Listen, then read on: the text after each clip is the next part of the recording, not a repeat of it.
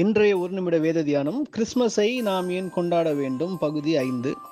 Christmas இயேசுவின் பிறப்பை நாம் ஏன் கொண்டாட வேண்டும் என்று தொடர்ந்து பார்த்து வருகிறோம்.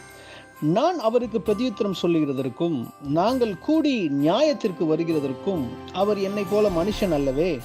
எங்கள் இருவர் மேலும் தன் கையை வைக்கத்தக்க மத்தியஸ்தன் எங்களுக்குள் இல்லையே என்று யோபு 9:32-33 வாசிக்கிறோம். யோபுவின் அங்கலாய்ப்பை பாருங்கள்.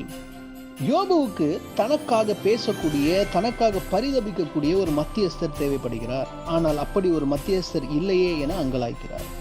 பழைய ஏற்பாட்டில் தேவனிடம் நேரடியாக பேச முடியாது, பரிசுத்த ஸ்தலத்திற்குள் செல்ல முடியாது.